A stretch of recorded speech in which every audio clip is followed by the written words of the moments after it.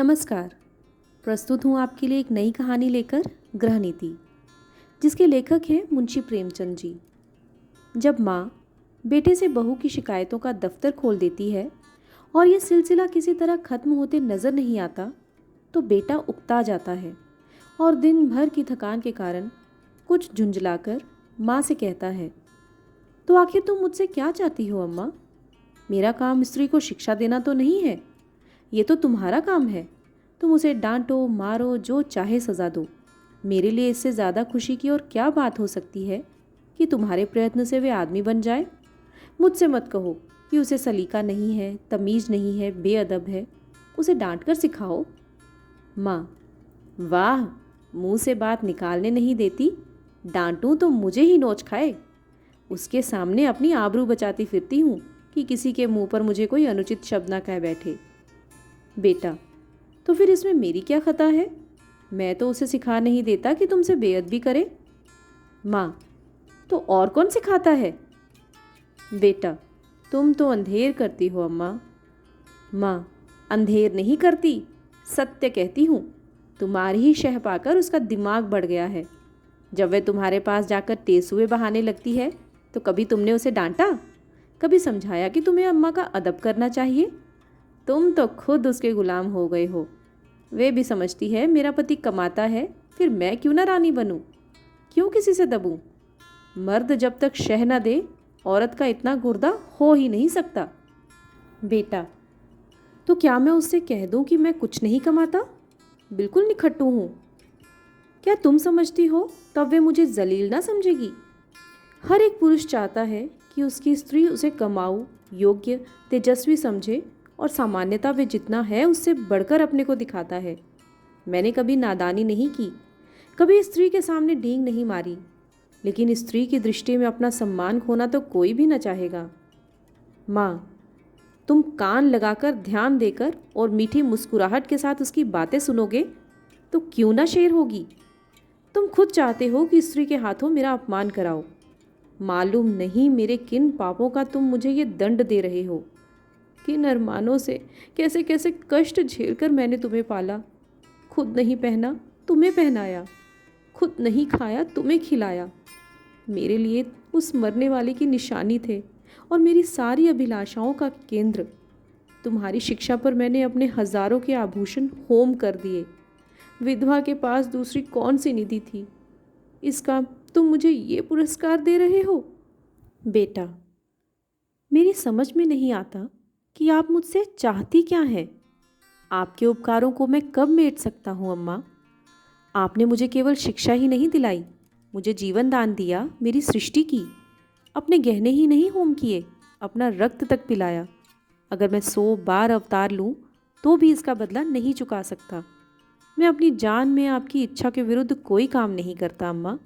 यथासाध्य आपकी सेवा में कोई बात उठा नहीं रखता। जो कुछ पाता हूँ लाकर आपके हाथों पर रख देता हूँ। और मुझसे क्या चाहती हैं आप? और मैं कर ही क्या सकता हूँ? ईश्वर ने हमें तथा आपको और सारे संसार को पैदा किया। उसका हम उसे क्या बदला देते हैं?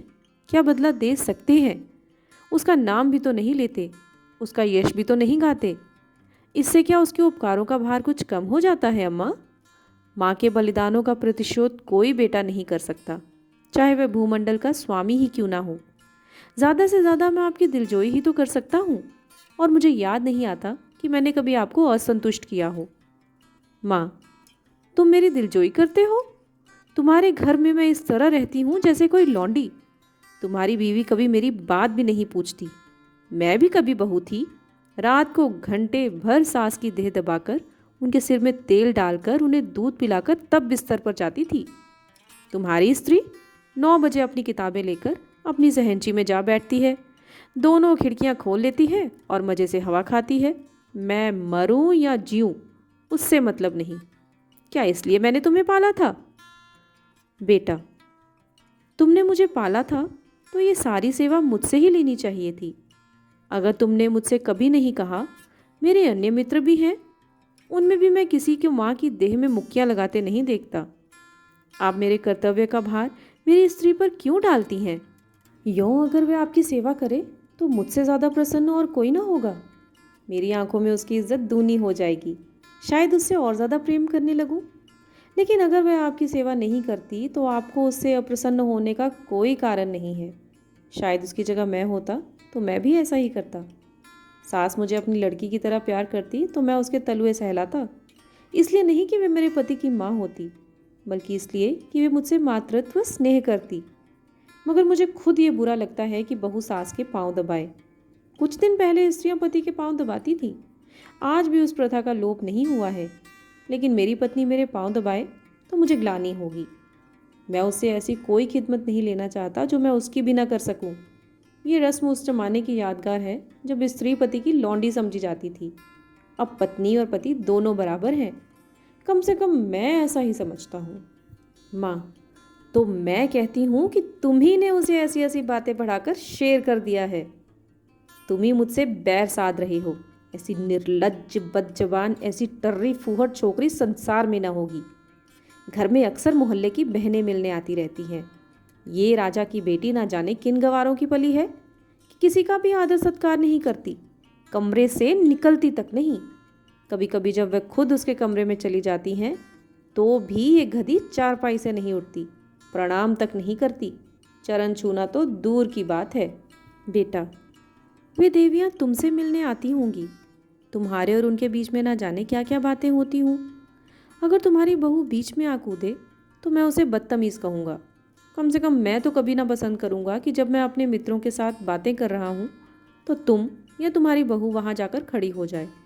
स्त्री भी अपनी सहेलियों के साथ बैठी हो तो मैं भी वहाँ बिना बुलाए ना जाऊँगा। ये तो आजकल का शिष्टाचार है अम्मा। माँ, तुम तो हर बात में उसी का पक्ष करते हो बेटा। न जाने उसने कौन सी जड़ी सुंगा दी है तुम्हें। ये कौन कहता है कि वे हम लोगों के बीच में आ कूदे, लेकिन बड़ों का उसे कुछ तो आदर सत्कार करना चाहिए। बेटा, किस तरह? माँ, आकर अंचल से उनके चरण छुए, प्रणाम करे, पान खिलाए, पंखा झले। इन्हीं बातों से बहू का आदर होता है। लोग उसकी प्रशंसा करते हैं। नहीं तो सब की सब यही कहती होंगी कि बहू को घमंड हो गया है, किसी से सीधे मुंह बात तक नहीं करती। बेटा, हाँ, ये अवश्य उसका दोष है, मैं उसे समझा दूंगा। माँ, तुमसे सच कहती हूँ बेटा, चारपाई से उठती तक नहीं। सब औरतें थोड़ी थोड़ी करती हैं, मगर उसे तो शर्म जैसे छू ही नहीं गई हूँ। मैं हूँ कि मारे शर्म के मरी जाती हूँ। बेटा, यही मेरी समझ में नहीं आता कि तुम हर बात में अपने को उसके कामों की जिम्मेदार क्यों समझ लेती हो अम्मा। मुझ पर दफ्तर में ना जाने कितनी घुड़कियाँ पड़ती हैं। रोज़ ही तो जवाब तलब होता है, लेकिन तुम्हें उल्टे मेरे साथ सहानुभूति होती है। क्या तुम समझती हो अफसरों को मुझसे कोई बैर है जो अनायास ही मेरे पीछे पड़े रहते हैं, या उन्हें उन्माद हो गया है जो कारण ही मुझे काटने दौड़ते हैं? नहीं, इसका कारण यही है कि मैं अपने काम में चौकस नहीं हूँ। गलतियाँ करता हूँ, सुस्ती करता हूँ, लापरवाही करता हूँ। जहाँ अफसर सामने से हटा कि लगे समाचार पत्र पढ़ने या ताश खेलने, क्या उस वक्त हमें ये ख्याल नहीं रहता कि काम पड़ा हुआ है और ये साहब डांट ही तो बताएंगे, सिर झुकाकर सुन लेंगे, बाधा टल जाएगी। पर ताश खेलने का अवसर नहीं है, लेकिन कौन परवाह करता है। सोचते हैं तुम मुझे दोषी समझकर भी मेरा पक्ष लेती हो, और तुम्हारा बस चले तो हमारे बड़े बाबू को मुझसे जवाब तलब करने के अभियोग में काले पानी भेज दो। माँ, मेरे लड़के को कोई सज़ा देगा तो क्या मैं पान फूल से उसकी पूजा करूँगी? बेटा, हर एक बेटा अपनी माता से इसी तरह की कृपा की आशा रखता है, और सभी माताएं अपने लड़कों के ऐबों पर पर्दा डालती हैं। फिर बहुओं की ओर से क्यों उनका हृदय इतना कठोर हो जाता है, ये मेरी समझ में नहीं आता। तुम्हारी बहू पर जब दूसरी स्त्रियां चोट करें तो तुम्हारे मातृ स्नेह का ये धर्म है कि तुम उसकी तरफ से क्षमा मांगो, कोई बहाना कर दो, उनकी नज़रों में उसे उठाने की चेष्टा करो।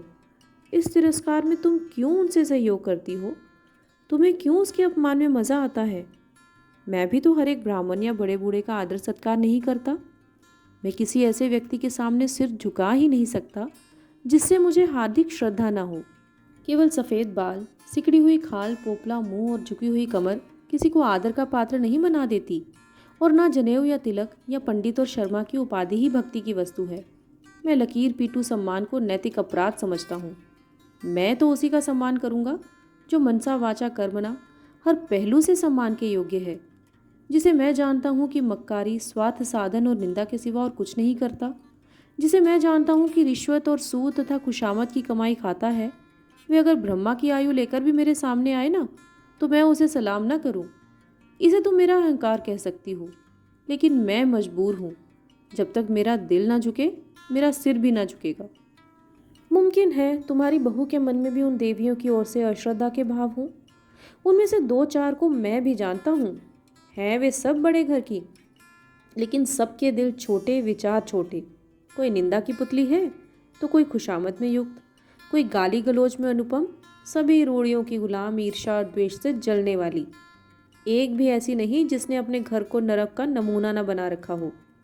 अगर तुम्हारी बहू ऐसी औरतों के आगे सिर नहीं झुकाती तो मैं उसे दोषी नहीं समझता। माँ: अच्छा आप चुप रहो बेटा। देख लेना तुम्हारी ये रानी एक दिन तुमसे चूल्हा ना जलवाए और झाड़ू ना लगवाए तो सही।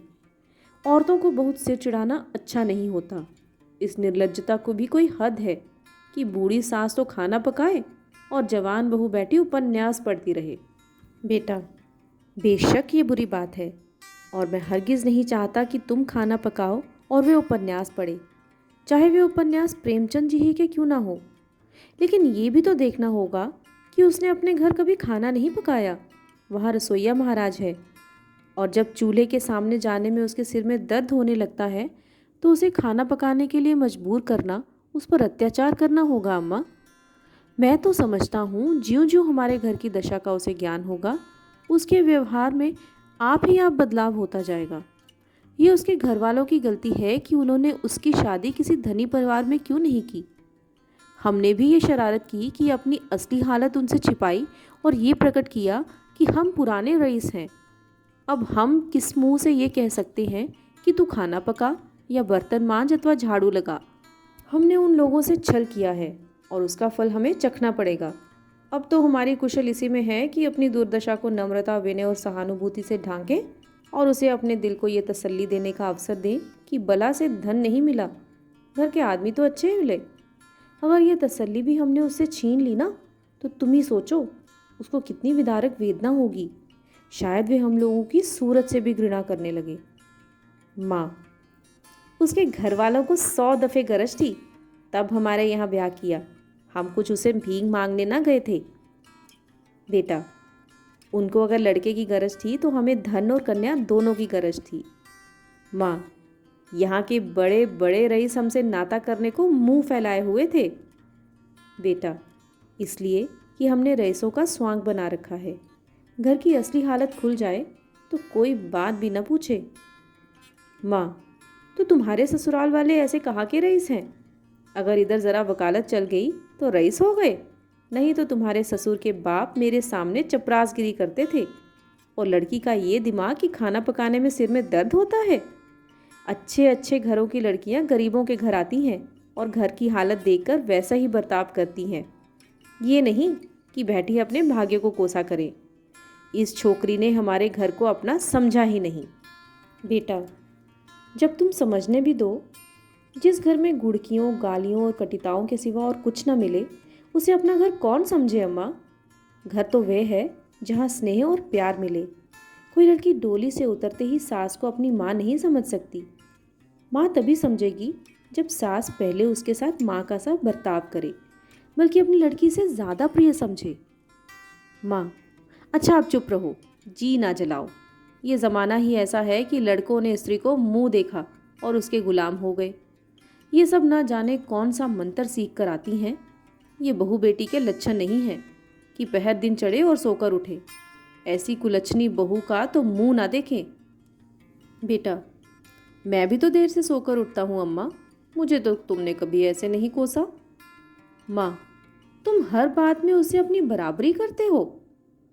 बेटा, ये उसके साथ घोर अन्याय है, क्योंकि जब तक वे इस घर को अपना नहीं समझती तब तक उसकी हैसियत मेहमान की है, और मेहमान की हम खातिर करते हैं, उसके ऐब नहीं देखते। माँ: ईश्वर ना करे कि किसी को ऐसी बहू मिले। बेटा, तो वे तुम्हारे घर में रह चुकी। माँ: क्या संसार में औरतों की कमी है? बेटा, औरतों की कमी तो नहीं, मगर देवियों की कमी ज़रूर है। माँ: नौ जैसी औरत सोने लगती है तो बच्चा चाहे रोते रोते बेदम हो जाए, मिनकती तक नहीं। फूल सा बच्चा लेकर मैके गई थी, 3 महीने में लौटी तो बच्चा आधा भी नहीं। बेटा, तो क्या मैं ये मान लूँ कि तुम्हें उसके लड़के से जितना प्रेम है उतना उसे नहीं है? ये तो प्रकृति के नियम के विरुद्ध है अम्मा। और मान लो वह निर्मोहिनी ही है तो ये उसका दोष है। तुम क्यों उसकी जिम्मेदारी अपने से लेती हो? उसे पूरी स्वतंत्रता है, जैसे चाहे अपने बच्चे को पाले। अगर वे तुमसे कोई सलाह पूछे, प्रसन्न मुख दे दो। ना पूछे तो समझ लो कि उसे तुम्हारी मदद की ज़रूरत नहीं है। सभी माताएं अपने बच्चों को प्यार करती हैं और वे अपवाद नहीं रखती। माँ, तो मैं सब कुछ देखूं और मुंह ना खोलूं? घर में आग लगते देखूं और चुपचाप मुंह में कालिख लगाए खड़ी रहूं? बेटा, तुम इस घर को जल्दी छोड़ने वाली हो। उसे बहुत दिन रहना है। घर की हानि लाभ की जितनी चिंता उसे हो सकती है, तुम्हें नहीं हो सकती। फिर मैं कर भी क्या सकता हूँ अम्मा? ज़्यादा से ज़्यादा उसे डांट बता सकता हूँ, लेकिन वे डांट की परवाह ना करे और तुर्की बतुर्की जवाब दे तो मेरे पास ऐसा कौन सा साधन है जिससे मैं उसे ताड़ना दे सकूं? माँ, तुम 2 दिन ना बोलो तो देवता सीधे हो जाए, सामने नाक रगड़े। बेटा, मुझे इसका विश्वास नहीं है। मैं उससे ना बोलूँगा और वह भी मुझसे ना बोलेगी। ज़्यादा पीछे पड़ूंगा तो अपने घर चली जाएगी। माँ, ईश्वर ये दिन लाए मैं तुम्हारे लिए नई बहू लाऊं? बेटा, संभव है इसकी भी चर्चा हो। सहसा बहू आकर खड़ी हो जाती है। माँ और बेटा दोनों स्तंभित हो जाते हैं, मानो कोई बम गोला गिरा हो। रूपवती नाजुक मिजाज गर्वीली रमणी है, जो मानो शासन करने के लिए ही बनी है। कपोल तमतमाए हुए हैं, पर अधरों पर विष भरी मुस्कान है और आंखों में व्यंग्य मिला परिहास। माँ, अपनी जेब छिपाकर, तुम्हें कौन बुलाने गया था? बहू, क्यों? यहाँ जो तमाशा हो रहा है उसका आनंद मैं ना उठाऊं? बेटा, माँ बेटे के बीच में तुम्हें दखल देने का कोई हक नहीं। बहू की मुद्रा सहसा कठोर हो जाती है। बहू, अच्छा, आप जबान बंद रखिए। जो पति अपनी स्त्री की निंदा सुनता रहे वे पति बनने के योग्य नहीं। वे पति धर्म का क ख ग भी नहीं जानता। मुझसे अगर कोई तुम्हारी बुराई करता, चाहे वो मेरी प्यारी माँ ही क्यों ना होती, मैं तो उसकी जबान पकड़ लेती। तुम मेरे घर जाते हो तो वहाँ तो जिसे देखती हूँ तुम्हारी प्रशंसा ही करता है। छोटे से बड़े तक गुलामों की तरह दौड़ते फिरते हैं। अगर उनके बस में हो तो तुम्हारे लिए स्वर्ग के तारे तोड़ लाएं। और उसका जवाब मुझे यहाँ ये मिलता है कि बात बात पर ताने महने, तिरस्कार बहिष्कार। मेरे घर तो तुमसे कोई नहीं कहता कि तुम देर से क्यों उठे, तुमने अमुक महोदय को सलाम क्यों नहीं किया, अमुक के चरणों पर सिर क्यों नहीं पटका। मेरे बाबूजी कभी नहीं गवारा करेंगे कि तुम उनकी देह पर मुक्कियाँ लगाओ या उनकी धोती धो या उन्हें खाना पकाकर खिलाओ। तो मेरे साथ ये बर्ताव क्यों? मैं यहाँ लौंडी बनकर नहीं आई हूँ, तुम्हारी जीवन संगिनी बनकर आई हूँ। मगर जीवन संगिनी का ये अर्थ तो नहीं कि तुम मेरे ऊपर सवार होकर मुझे जलाओ। ये मेरा काम है कि जिस तरह चाहूँ तुम्हारे साथ अपने कर्तव्य का पालन करूँ। उसकी प्रेरणा मेरी आत्मा से होनी चाहिए, ताड़ना या तिरस्कार से नहीं। अगर कोई मुझे कुछ सिखाना चाहता है तो माँ की तरह प्रेम से सिखाए, मैं सीखूंगी। लेकिन कोई ज़बरदस्ती मेरी छाती पर चढ़कर अमृत भी मेरे कंठ में ठूसना चाहे तो मैं ओंठ अंदर बंद कर लूँगी। मैं अब कब की इस घर को अपना समझ चुकी होती, अपनी सेवा और कर्तव्य का निश्चय कर चुकी होती, मगर यहाँ तो हर घड़ी हर पल मेरी देह में सुई चुभाकर मुझे याद दिलाया जाता है कि तू इस घर की लौंडी है। तेरा इस घर से कोई नाता नहीं, तू सिर्फ गुलामी करने के लिए यहाँ लाई गई है। और मेरा खून खौल कर रह जाता है। अगर यही हाल रहा तो एक दिन तुम दोनों मेरी जान लेकर रहोगे। माँ, सुन रहे हो अपनी चहेती रानी की बातें? वह यहाँ लौंडी बनकर नहीं रानी बनकर आई है। हम दोनों उसकी टहल करने के लिए हैं।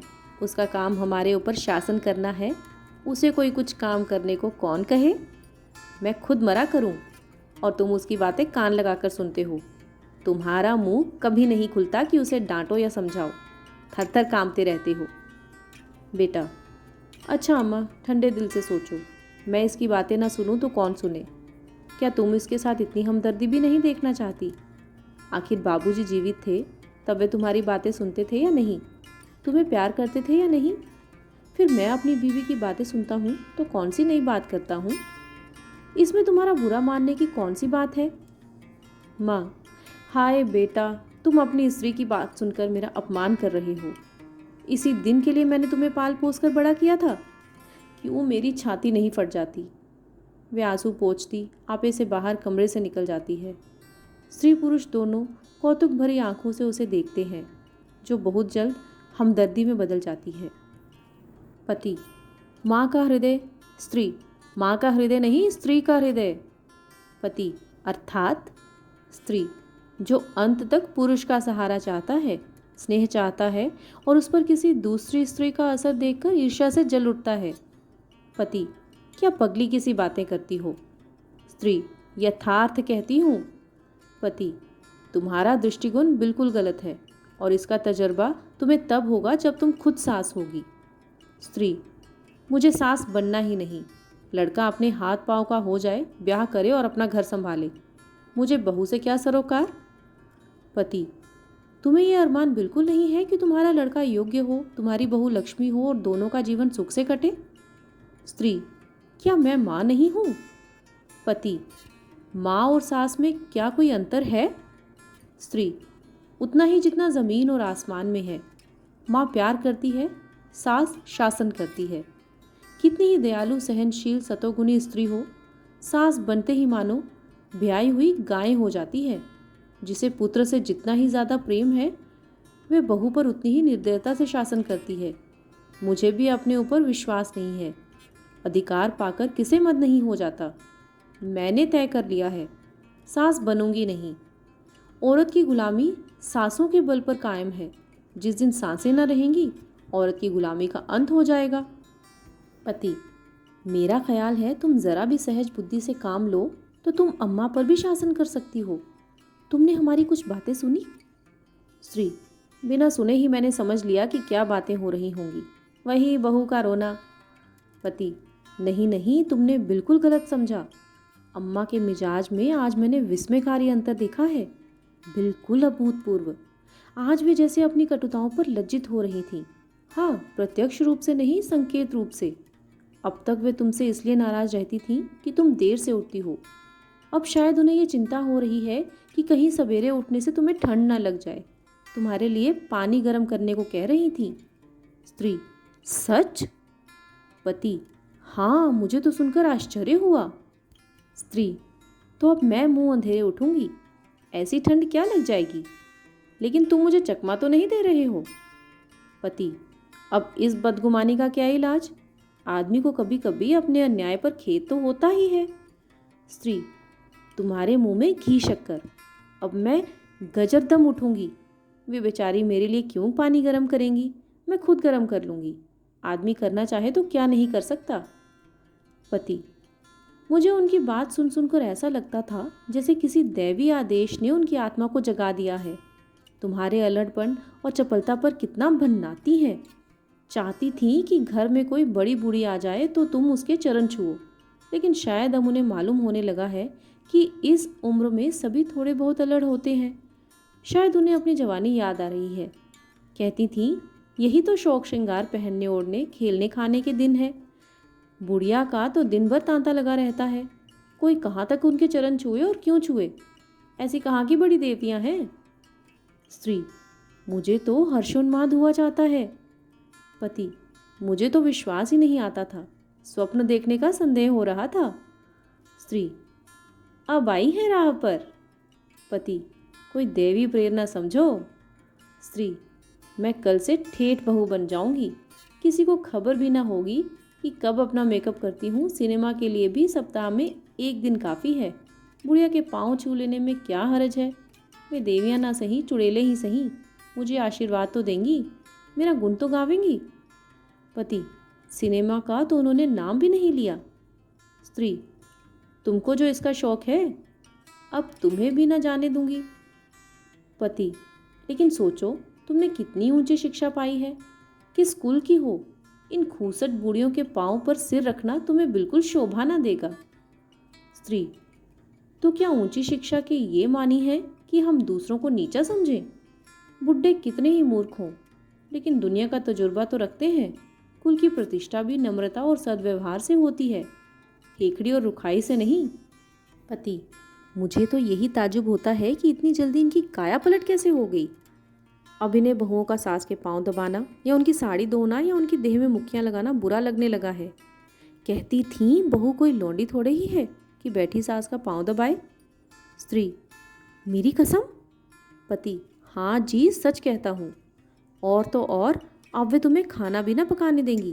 कहती थी जब बहू के सिर में दर्द होता है तो क्यों उसे सताया जाए, कोई महाराज रख लेते हैं। स्त्री, मैं तो आकाश में उड़ी जा रही हूँ। ऐसी सास के तो चरण धो धो कर पिए, मगर तुमने पूछा नहीं। अब तक तुम क्यों उसे मार मार कर हकीम बनाने पर तुली रहती थी। पति, पूछा क्यों नहीं, भला मैं छोड़ने वाला था। बोली मैं अच्छी हो गई थी, मैंने हमेशा खाना पकाया है। फिर वे क्यों ना पकाए। लेकिन अब उनकी समझ में आया कि वे निर्धन बाप की बेटी थी, तुम संपन्न कुल की कन्या हो। स्त्री, अम्मा जी दिल की साफ है, इन्हें मैं क्षमा के योग्य समझती हूँ। जिस जलवायु में हम पलते हैं उसे एक बारगी नहीं बदल सकते। जिन रूढ़ियों और परंपराओं में उनका जीवन बीता है उन्हें तुरंत त्याग देना उनके लिए कठिन है। वे क्यों, कोई भी नहीं छोड़ सकता। वे तो फिर भी बहुत उदार हैं। तुम अभी महाराज मत रखो, खाम ख्वाह जेरबार क्यों होंगे। जब तरक्की हो जाए तो महाराज रख लेना। अभी मैं खुद पका लिया करूँगी, 3-4 प्राणियों का खाना ही तो है। मेरी जात से कुछ अम्मा को आराम मिले। मैं जानती हूँ सब कुछ, लेकिन कोई रौब जमाना चाहे तो मुझसे बुरा कोई नहीं। पति, मगर ये तो मुझे बुरा लगेगा कि तुम रात को अम्मा के पांव दबाने बैठो। स्त्री, बुरा लगने की कौन सी बात है।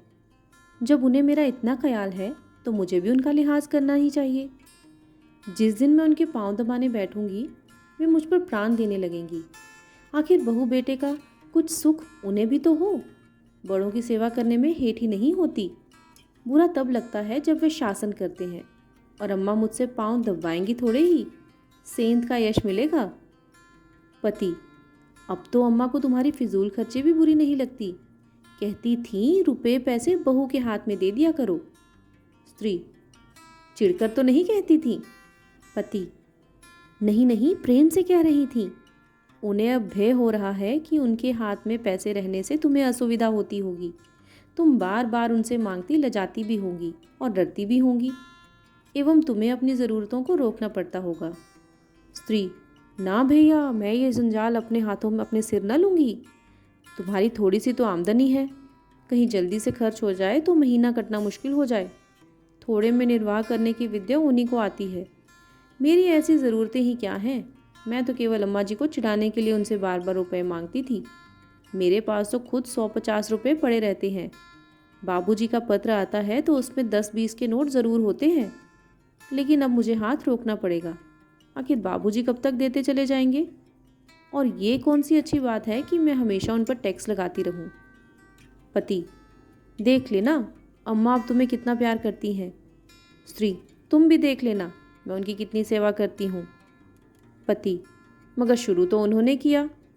स्त्री, केवल विचार में, व्यवहार में आरंभ मेरी ओर से होगा। भोजन पकाने का समय आ गया है, चलती हूँ। कोई खास चीज़ तो नहीं खाओगे। पति, तुम्हारे हाथों की रूखी रोटियां भी पकवान का मज़ा देंगी। स्त्री, अब तुम नटखटी करने लगे। धन्यवाद। तो ये थी मुंशी प्रेमचंद जी द्वारा रचित कहानी गृहनीति। तो सुना आपने किस तरह एक व्यक्ति ने सास और बहू के बीच में होने वाले झगड़े को अपनी सूझबूझ से सुलझा लिया और दोनों के बीच सुलह करा दी। आपको ये कहानी कैसी लगी ज़रूर बताइएगा और मेरे चैनल को सब्सक्राइब अवश्य कीजिएगा।